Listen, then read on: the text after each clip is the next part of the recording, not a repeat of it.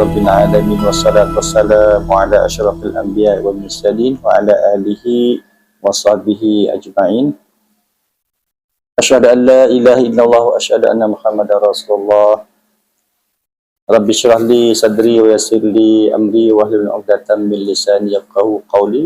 Subhanaka la ilma lana illa ma 'allamtana innaka antal alimul hakim. Amma ba'd.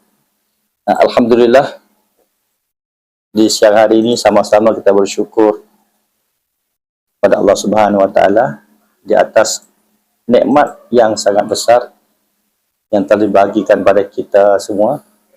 Nikmat iman, nikmat Islam dan juga nikmat sehat. Dengan nikmat sehat inilah kita dapat berjumpa dengan saudara kita yang jauh dari Jakarta ke stasiun radio At-Tarqiyah Islamiyah ini. Di siang hari ini kita akan ada sedikit muzakarah bagi pengalaman di antara dua negara, dua institut, dua lembaga At-Tarqiyah Islamiyah dengan IIKI Jakarta.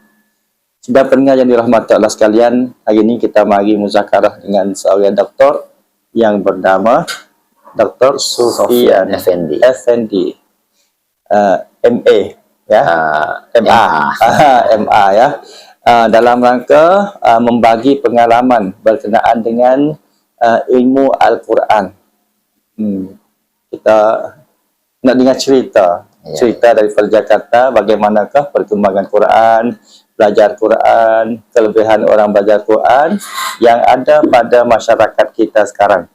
Satunya masyarakat ibu kota Jakarta dengan masyarakat daerah provinsi itu Changwon, bahasanya di Thailand ini. Oleh karena itu tidak melewatkan masa, kita sedikit minta kepada Bapak untuk memberikan penjelasan ataupun motivasi ataupun semangat berkenaan belajar ilmu agama, itu ilmu Quran, kelebihan menuntut ilmu Al-Quran. Kerana akhir zaman ini banyak daripada umat Islam tidak suka, tidak gemar belajar ilmu Quran, lebih cenderung belajar ilmu bahasa Inggris, lebih cenderung belajar ilmu akademik dan sebagainya. Maka dengan itulah apabila kita dengar Bapak Dr. Sufyan memberi sedikit motivasi ataupun semangat berkenaan belajar ilmu ataupun kelebihan orang-orang yang belajar ilmu yaitu Al-Quran.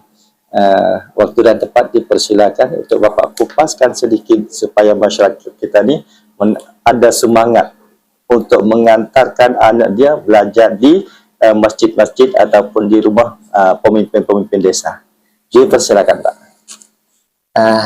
Bismillahirrahmanirrahim. Assalamualaikum warahmatullahi wabarakatuh. Bismillahirrahmanirrahim. Wassalatu wassalamu ala rasulillah anna nabiyya wa rasulullah ba'dah. Subhanaka la ilma lana illa ma 'allamtana innaka antal alimul hakim. Hasbunallahu wa ni'mal wakeel wa la hawla wa la quwwata illa billahil 'aliyyil 'azim.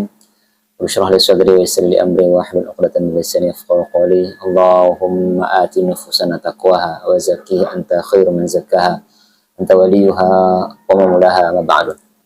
Alhamdulillah Rabbil Alamin. Terima kasih pada Ustaz yang sudah mempersilahkan, membolehkan kami di sini untuk bersilaturahmi dengan keluarga besar At-Tarqiyah Islamiyah Institute di Narathiwat, Thailand. Ini pengalaman yang luar biasa kami dapatkan selama beberapa hari di At-Tarqiyah Islamiyah Institute. Pun demikian, siang ini kami diperbolehkan untuk sama-sama kita berjumpa dalam, kalau tadi kita secara langsung, kita sekarang secara online. Ini fasilitas luar biasa yang Allah berikan kepada kita untuk kita bersuah muka melalui udara ini, Pak. Alhamdulillah, kami dari Institut Ilmu Al-Quran Jakarta, kita membawa para pelajar kita, mahasiswa kita, 12 anak-anak yang mereka sudah menempuh belajar di Institut Ilmu Al-Quran perkuliahan selama 3 tahun lebih. Ya, kami basicnya di sana. Kampusnya itu distancing ya, keistimewaannya memayizatnya itu ya di Al-Quran. Ya, di Al-Quran. Bicara tentang Al-Quran di Indonesia itu secara kurang lebih ya lebih kurangnya hampir sama lah dengan dunia Melayu yang lain lah, karena kita secara kultur kita satu rumpun aja Ustaz ya, rumpun Melayu, baik itu Patani, Naratiwat, Ya'la, Malaysia, Indonesia dan sebagainya, kita satu rumpun lah, satu keyakinan, satu budaya lah. Ya, kemarin kita silaturahmi ke masjid tertua Teluk Mano. Saya mendapatkan banyak info sana. Imam pertamanya itu katanya satu sepupu dengan Sunan Ampel katanya. Masya Allah. Berarti memang hubungan dakwah, hubungan kekerabatan antara Nusantara ini, khususnya melalui jalur para orang-orang guru-guru kita terdahulu, memang sudah terjalin lama sekali. Dan Al-Quran itu sumber inspirasi buat kita. Apalah kita kalau tanpa Al-Quran. Muslim itu tanpa Al-Quran tidak ada apa-apa. Karena bicara tentang Al-Quran itu adalah way of life. Bagaimana cara hidup. Ya, bagaimana cara hidup. Barat kita mempunyai HP ini, Ustaz. HP ini kan ada namanya manual book. Ya, ketika orang beli HP, kemudian dia tidak bisa mengoperasikannya, tinggal dia lihat manual book ya, elektronik begitu pun. Salah kita dalam membacanya ataupun tidak patuh kita dalam mengikuti instruksinya, bisa jadi kita tidak bisa menggunakan HP dengan maksimal. Bisa mungkin, tapi hanya sekedar ya WA, melihat foto, melihat melihat video dan sebagainya, tapi tidak maksimal peruntukannya. Pun demikian, Al-Quran itu ya pedoman dari kita.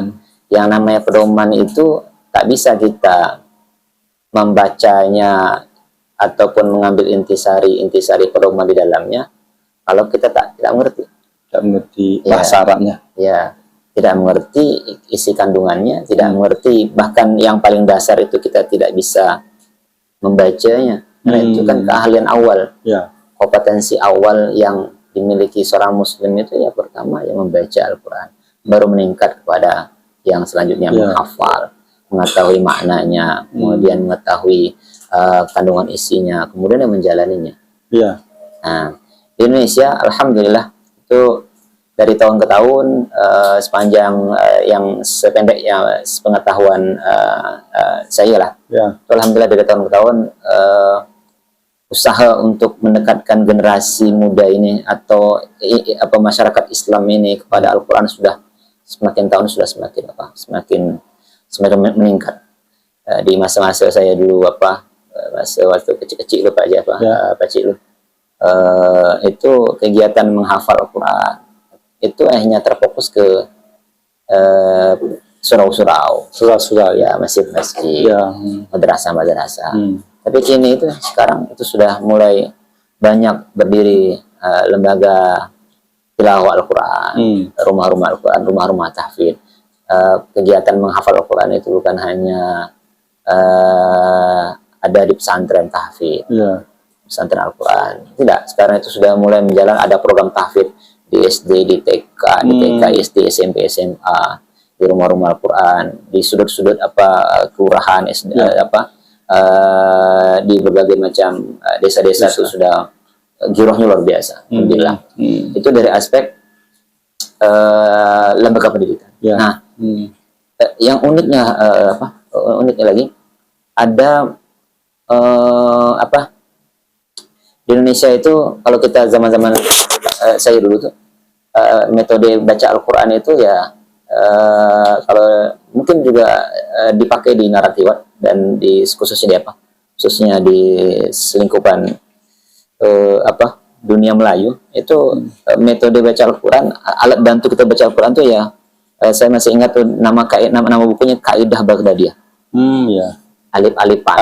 Ya, kalau itu di beberapa wilayah yang lain itu ada nama lainnya, Al-Quran kecil namanya. Dan itu kalau menurut penelitian kita itu ini metode ini digunakan di era-era tahun 40-an ke bawah. Ya, bahkan di masa-masa saya membaca itu Kaidah Baghdadiyah itu sudah ada di Indonesia di Nusantara, bukan Indonesia, di Nusantara itu. Pada kurun waktu abad ke-17 Masehi itu sudah ada itu. Sudah ada itu. Nah, namun seiring dengan perkembangan zaman, di mana terjadinya imperialisme dan sebagainya, salah satu yang unik Ustaz, bahwa keberadaan metode Baghdadiyah, Kaidah Baghdadiyah atau alif-alifan itu, ya itu didukung dengan keberadaan aksara Jawi, Arab Melayu. Ya, Arab Melayu. Ya. Kenapa metode Kaidah Baghdadiyah yang lama itu? Ya, alif ba ta sa jim ha kha dal dal ra ga sin shin sun ta fa qaf lam ya lam alif hamzah ya wassalam ya alif fathah a ba fathah ba ta fathah ta. Kalau qiraat itu Pak ya ada di sana, ada nanti akan belum sampai ya, belum sampai situ. Nah, itu pada periode ketika di Nusantara ini Arab Melayu itu, Arab Jawi itu digunakan sebagai aksara resmi. Kan itu aksara resmi Pak. Aksara resmi. Aksara itu bahkan aksara resmi dan di pasar itu juga. Orang-orang dari Cina, dari Arab ketika berinteraksi ya aksara Roma, aksara Jawi terus. Dan sehingga berkembang zaman sudah mulai terpetak-petakan oleh penjajah Indonesia, Belandanya, kemudian Malaysia dengan Inggrisnya. Kemudian selepas semuanya dibebaskan, ada yang melalui pergerakan, melalui perperangan, usaha jihad dan sebagainya, ada yang melalui dihadiahkan apanya. Itu sudah mulai menggunakan aksara masing-masing. Itulah yang membuat Kaidah Baghdadiyah itu tidak lagi efektif digunakan dalam pembelajaran. Nah, di Indonesia itu muncul, penelitian saya terakhir di disertasi itu ada di tahun 2021 itu ada sekitar 261 metode baca Al-Quran. Banyak sekali. Banyak di Indonesia dan itu berkembang. 260 itu tahun 2021. Di penelitian doktoral saya dulu.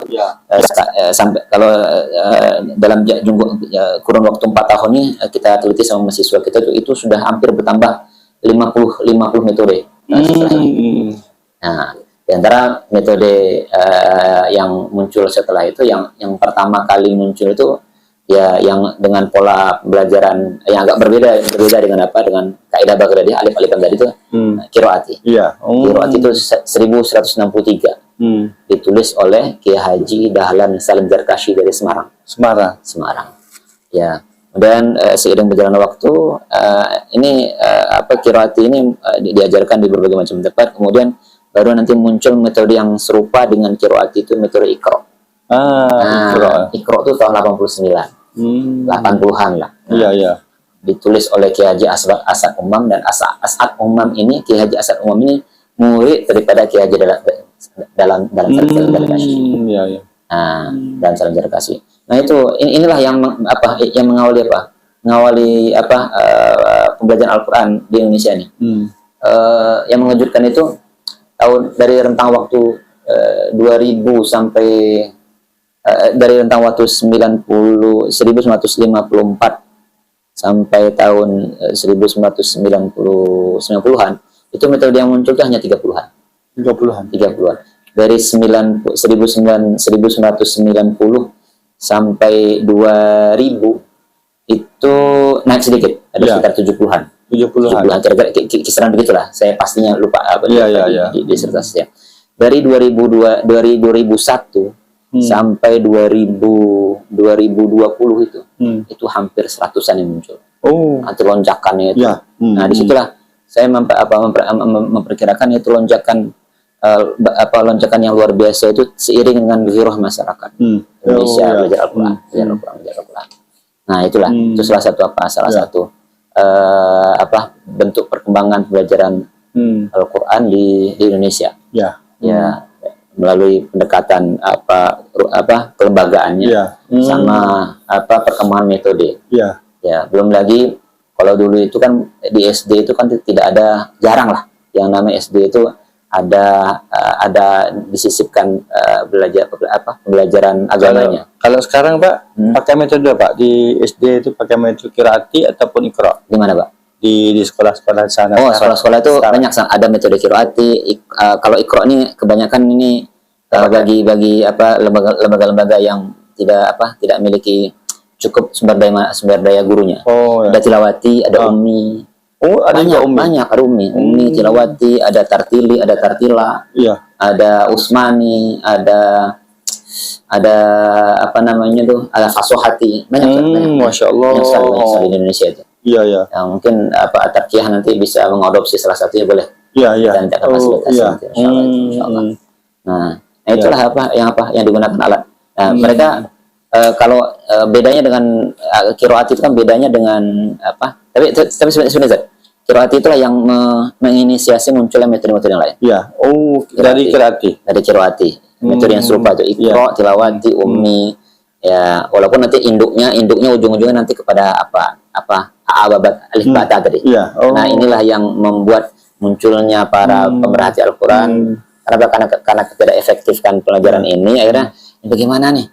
Kok seperti belajar Al-Quran seperti ini aja, nggak ada perubahannya dan sebagainya. Akhirnya muncullah Kiai Haji Ramdan Darkas itu untuk membuat mutu baca Al-Quran di Indonesia itu sesuai dengan sebagaimana yang kita sampaikan tadi, kama unzil, sebagaimana Al-Quran itu diturunkan. Ya.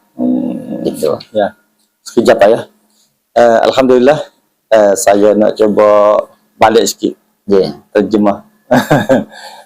Bimbing aku saudara pemirsa dan pendengar kurang faham ya. Sejauh mana Bapak Ustaz ataupun Dr. Yak tadi dia kata di Indonesia ni sejak dulu lagi yang pakai kaedah Baghdadi ya. Sebenarnya kaedah banyak lah cara ngaji Quran tu. Pertama sekali kaedah Baghdadi. Dia kata tahun demi tahun tu ada wicai semua dah, ada perubahan. Nampak kurang mana maka berubah tu jadi tak nama lain budak dah. Di antaranya lepas tu berarti pemerintah ngaji ni ada iqra. Tapi umi tu tak pernah dengar kat sini. Jadi cuma dengarnya kaedah Baghdadi, qiraati, iqra. Yang lainnya belum terpakai di sini, belum terpakai di sini. Tapi di Indonesia tu sudah banyak dah. Kalau campur semua Pak, saya catat tadi 261, 50, 75, 100. Itu sistem. Panggil cara mengajar Quran. Budak cepat boleh. Cara mengajar Quran supaya anak-anak masa dini itu cepat pandai Al-Quran. Kerana itu Quran ni bukan saja di masjid saja tidak lah. Quran ni ada di SD, sekolah patum. Lepas tu naik di SMA, sekolah matayum pun ada. Sekolah kita sini pun ada juga. Sekolah Nganoto, sekolah mana tu ada. Setiap sekolah sekarang ada belajar Quran Pak. Dan yang paling bagus sekalinya pagi-pagi dah jam 7 itu sudah pihak sekolah ni siapkan nasi pagi, sarapan pagi. Setelah itu belajar Quran. Sampai jam 8 tu baru upacara bendera. Dan isi Quran dulu. Kalau di Tarkiyah ini setelah upacara pembarisan ada solat duha dulu. Semua pelajar tu masuk solat duha di masjid. Setelah itu masuk kelas baca Quran. Tapi tiap kelas tu tak sama. Tak sama dah. Misalnya kelas SMP 1 surah pendek, 2 panjang sedikit, 3 panjang sampai surah Al-Hadid, surah Saf naik sampai ke Aliyah tu agak panjang sedikit. Itu setiap hari baca. Tujuannya supaya pelajar itu gemar baca Quran. Dan dapat pahala juga paling kurang. Satu kali ini satu lembar baca Quran, satu surah. Wah, jadi satu semester itu udah berapa? Masya Allah. Dan guru juga sama, guru ikut baca juga. Itu waktu pagi Pak. Setelah itu kalau mau pulang nanti, kalau di sana dulu Pak, kalau mau pulang itu harus hafal hitung satu tu apa namanya, satu sama satu jadi dua, itu apa namanya, matematik gitu. Matematik ya. Matematik. Tapi di sini sekarang sorenya membaca nama-nama Tuhan, Asmaul Husna. Asmaul Husna. Setiap kelas itu harus baca sebelum pulang. Jadi sebelum masuk masjid salat asar itu semua pelajar diwajibkan baca Asmaul Husna. Ya, itu program baru, Pak. Terus langsung setiap hari akhirnya alumni sini satunya dapat baca Quran, yang keduanya dapat menghafalkan Asmaul Husna. Selain itu juga yang disampaikan oleh Bapak tadi, kalau Indonesia tadi itu Masya Allah Quran benar-benar hidup. Quran benar-benar hidup dan banyak tahfiz. Kalau tiap hari Pak kita pun sekarang banyak juga tahfiz. Banyak juga Pak di sini pondok pesantren yang khusus mengajar hafizah dan hafiz. Iya. Satu pondok pesantren cuma dua belajarnya, satunya hafizah, duanya tahfiz. Banyak juga di mana-mana ada alumni hafiz membuka pondok pesantren yang mengajarnya hafaz aja. Kadang-kadang Malaysia undang supaya menjadi imam tarawih di sana. Ada juga teman saya sendiri jadi imam tarawih di Brunei. Di mana-mana tuh banyak diundang ke mana-mana. Jadi bulan Syakban tu laku, sudah mulai cari setiap masjid guna pelajar yang hafal Quran. Dulu kadang-kadang baca surah pendek Al-Had sehingga turun sampai di Qul a'udzu birabbin nas. Sekarang udah perubahan Al-Quran. Jadi ibu bapak yang sholat tarawih itu dapat mendengar Al-Quran. Satu bulan satu khatam. Satu bulan. Setiap masjid itu gitu. Sudah mulai ada peningkatan. Sudah ada peningkatan. Jadi setiap desa itu ada hafiz. Setiap desa semua itu. Paling kurang 1, 2, 3 ada hafiz.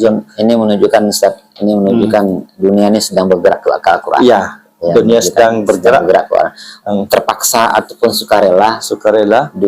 Dunia ini hanya dua, makanya kata pemerhati itu hanya dua yang bisa menyelesaikan masalah dunia sekarang. Pertama Al-Quran, yang kedua tuh saya lupa satu. Yang jelas salah satu di antara Al-Quran. Maka bagi kita Bapak Ibu sekalian yang di rumah atau di berada, jangan sampai telat anak-anak kita ditempelkan Al-Quran.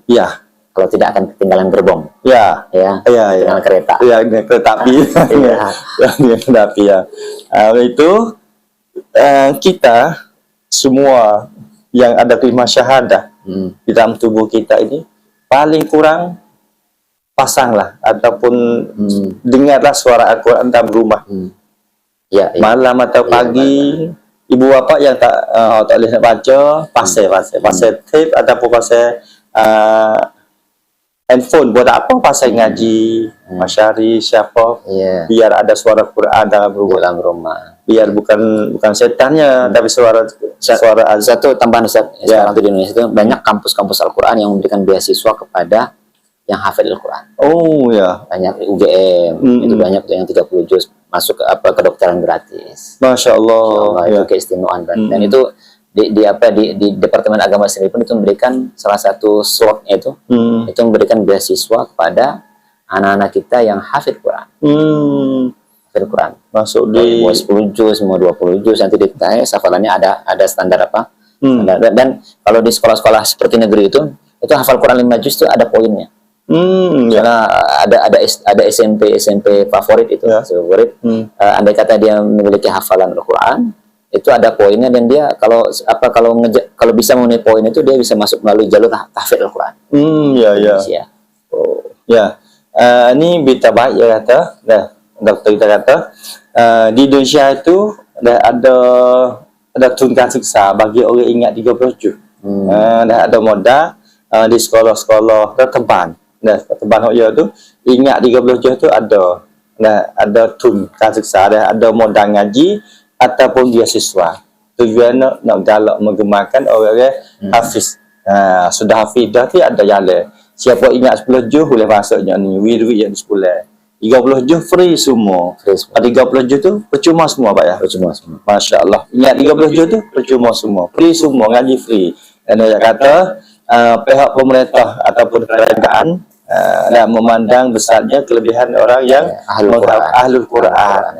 Ya. Maka barang siapa sudah hafal Quran, maka dalam dadanya cerah. Cerah dalam dadanya, isi apa boleh, asalkan ada lampu. Ada lampu dalam dadanya, ada pelita dalam dadanya tu dah, nak isi apa boleh. Oleh kerana itu yang atas pentingnya Al-Quran. Oleh kerana itu di Indonesia ni gaji pet payah kali, mahal kali nak masuk pun tak sepatutnya juga. Tapi kali ingat Al-Quran ni bila masuk free ada kasih dah, ada beasiswa bagi kedokteran. Sekolah favorit lagi ya. Favorit lagi. Ya, sekolah-sekolah terkenal Pak ya tu payah nak masuk. Banyak puluh juta, miliar ya Pak ya. Dah 20,000 dah masuk. Tapi apabila ingat ke 30 juz ni, masya-Allah percuma. Panjang Pak ya. Itu kesimpulan yang kata kelebihan Al-Quran itu sangat besar pada kita masing-masing. Yang berikutnya Pak, yang berikutnya sistem baca Quran sudah masuk ya, sudah masuk sini. Kelebihan dan sistem sudah masuk sini. Maka perkembangan Pak, sepertinya sudah masuk juga perkembangan ataupun kegemaran umat Islam terhadap belajar Quran. Ada mau nambah lagi? Gemar, suka. Ya, hampir seperti ini Ustaz. Di beberapa tahun belakangan atau 10 tahun belakangan ya, itu di stasiun-stasiun TV itu untuk ada usaha dari para pemerhati Al-Quran membuat event-event untuk menghargai anak-anak, bukan hanya sebatas beasiswa saja. Itu ada lomba tiap kali Ramadan itu, lomba hafid cilik untuk meningkatkan zirah orang tua agar Al-Quran itu ditanam sejak kecil.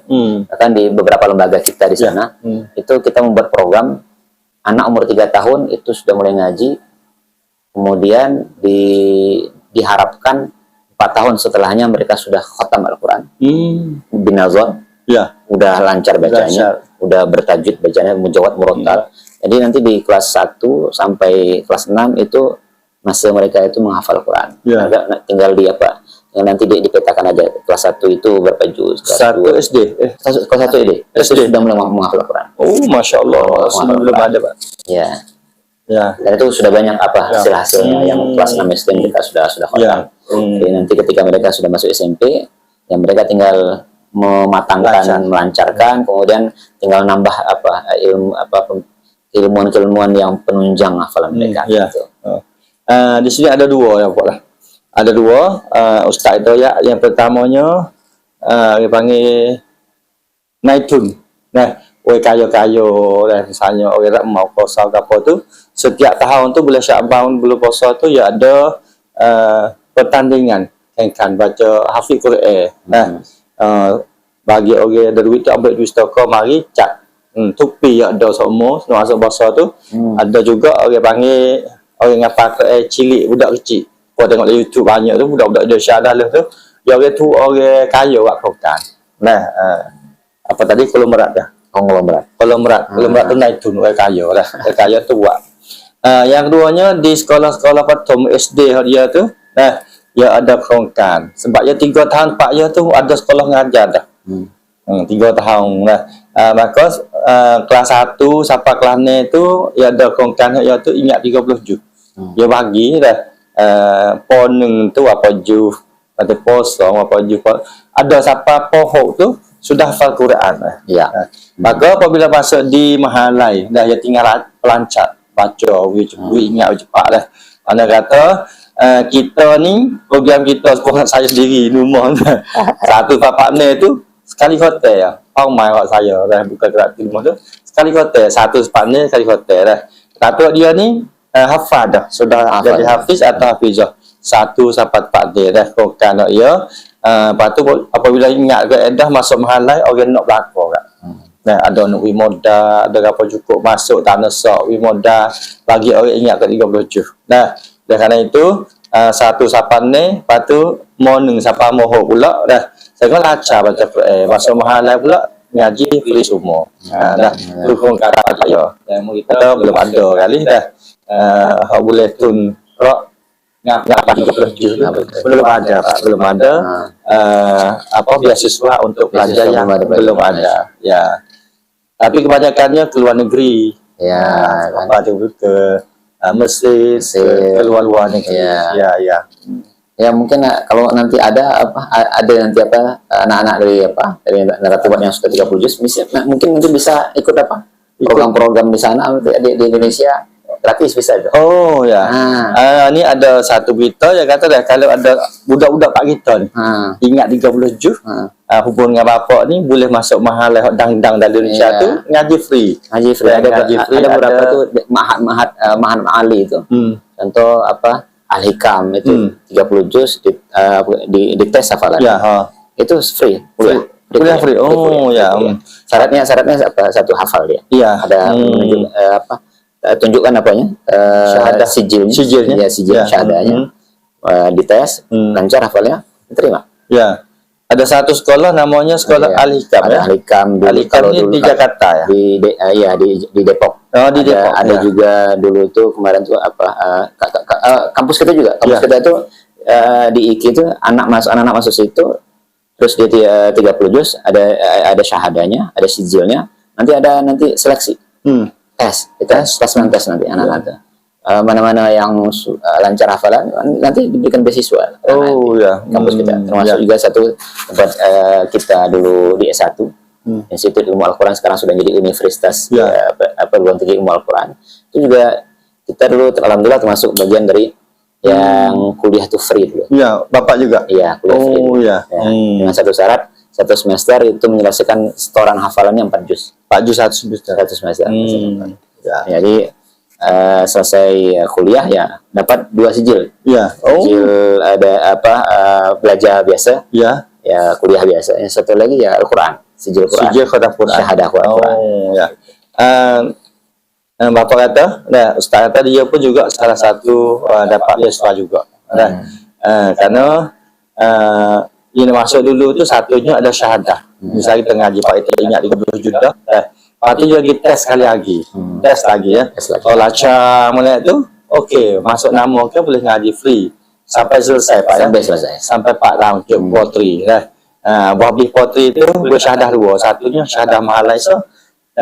Syahadah perguruan tinggi 1 dan syahadah khatam Quran 1. Syahadah tafsir Quran. Itulah di antaranya kelebihan dan ataupun cara orang belajar Quran. Oleh itu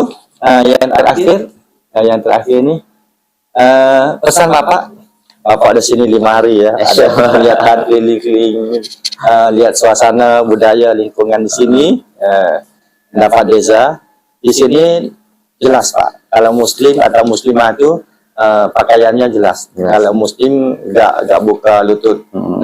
Kalau Muslimah itu pasti pakai jilbab.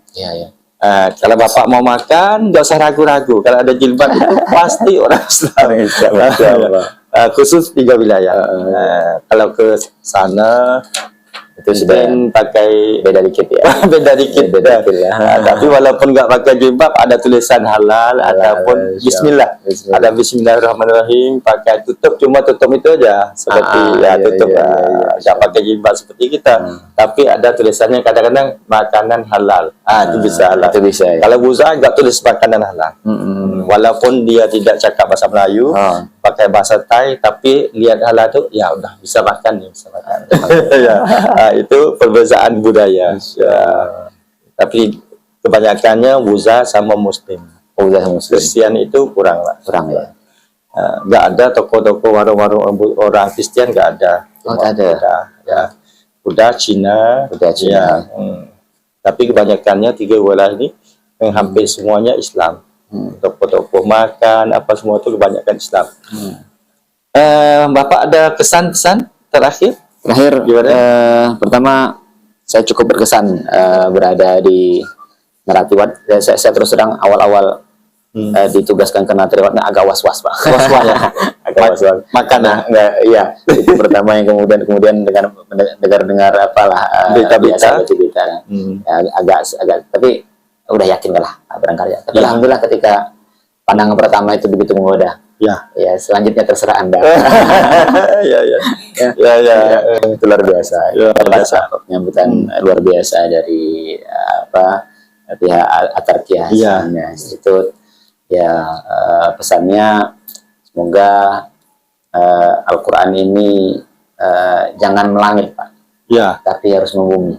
ya. Ya, membumi Al-Quran itu ya harus ada peran serta dari kita Ya. untuk meningkatkan, mendekatkan terutama minimal Ya. anak-anak kita dulu, Mm-mm. anak-anak kita dulu, karena itulah aset berharga kita kan. Ya. Itu adalah tabungan kita. Ya, karena seberhasil apapun anak-anak kita di bidang apapun, kalau tidak ada Al-Quran di sana, anak-anak kita itu sebagaimana disampaikan Al-Quran masih di kategori dalam tanda kutip masih jahiliyah. Karena Al-Quran datang untuk menghilangkan kejahilian. Ketika Al-Quran tidak ada di anak-anak kita, itu potensi jahiliyah kembali lagi. Ya, itu. Yang kedua, tidak ada kebesaran ke depan itu kalau bukan karena Al-Quran. Kalau bukan Al-Quran, ya, tidak ada kebesaran kecuali bersama Al-Quran. Nah, kita bisa, makanya ketika bicara tentang peperangan yang dihadapin oleh kaum muslimin ketika dengan Persia, ya, Umar bin Khattab itu mengatakan, ya, kalau bukan karena Islam, kalau bukan karena Al-Quran, kalau bukan karena iman, kita ini sama aja dengan yang lain. Sama aja dengan tentara Persia. Ya. Bedanya kita punya hero, kita punya semangat, kita punya Islam, kita punya Al-Quran, kita punya iman. Itu yang membuat berbeda, motivasi berbeda. Motivasi berbeda. Kalau mereka perang karena harta, kalau mereka perang karena kalau kita nggak, lillahi ta'ala. Kalau kita karena Allah. Makanya motivasi mut syahidan ish kariman au mut syahidan. Hidup dalam keadaan mulia atau mati dalam keadaan syahid. Nah, itulah Islam. Itulah Islam. Ketika Al-Quran itu sudah mendarah daging, ya apapun yang akan melanda dunia ini, orang Al-Quran itu dia akan mengatakan ada Allah di sana. Ya, tidak akanlah khaufun 'alaihim wa lahum yahzanun. Itu misal. Ya. Dari saya cukup sekian. Ya. Nanti akhir sekali Ustaz kita pesan bahwa satunya Quran jangan melangit, ya. Ya. Tapi Quran membumi. Ya. Maksudnya Quran itu jangan sia-sia aja. Ya, jangan ada jadi awang-awang. Dari awang-awang. Nah, tapi Quran itu harus membaca, membumi.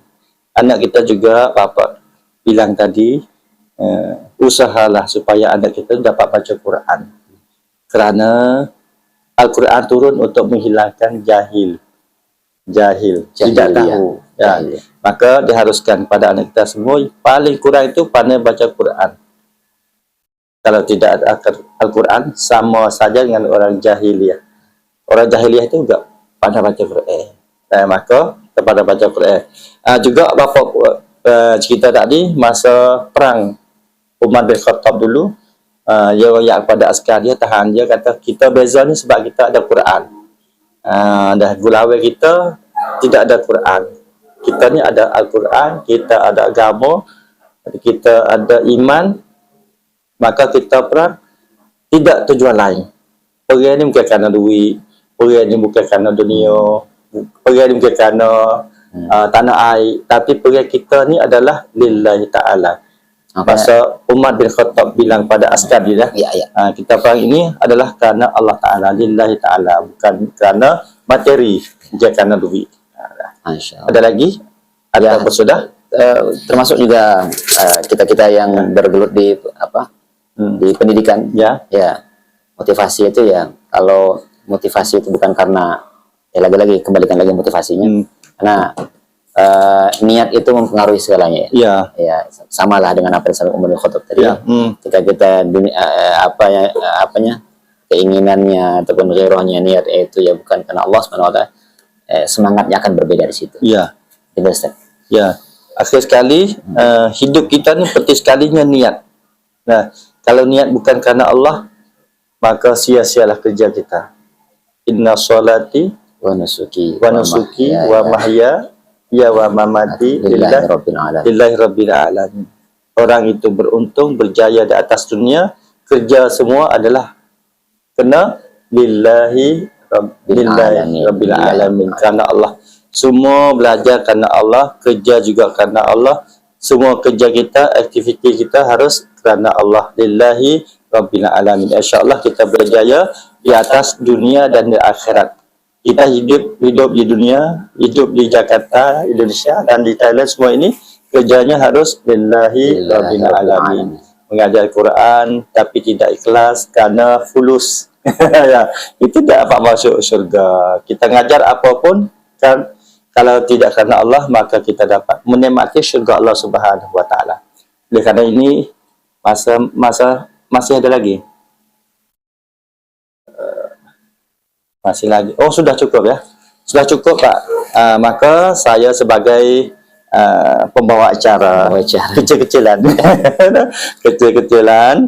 ucap terima kasih banyak kepada Bapak yang sudi memberi pengalaman cerita tentang budaya, tentang perkembangan Al-Quran, sampai ada pesan kepada kita semua. Semoga para pemirsa dan para pendengar semua, jadikanlah Al-Quran, hidupkanlah Al-Quran dalam rumah tangga kita, dalam masyarakat kita, dan dimanapun kita berada dalam masa 24 jam, jangan lupa kita sentuh dan kita baca Al-Quran.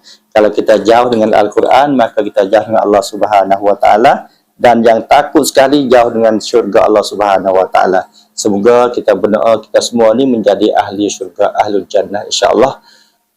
Maka akhir sekali dari saya, kalau ada ucapan yang salah, keliru, tidak enak dengar di telinga, jangan simpan dalam hati. Bapak ada pesan terakhir? Cukup, Pak. Cukup, Pak. Oh, Bapak sudah cukup. Bapak sudah cukup, saya pun sudah cukup juga. Masanya sudah lebih 2 minit ya. Akhir sekali sama-sama kita baca surah Wal-Asri dan doa kifarat. Bismillahirrahmanirrahim. Wal-Asri innal insana lafi khusr illa allazina amanu wa 'amilus solihati wa tawassaw bil haqqi wa tawassaw bis sabr. Subhanallah wa bihamdihi, asyhadu an la ilaha illa anta, astaghfiruka wa atubu ilaik.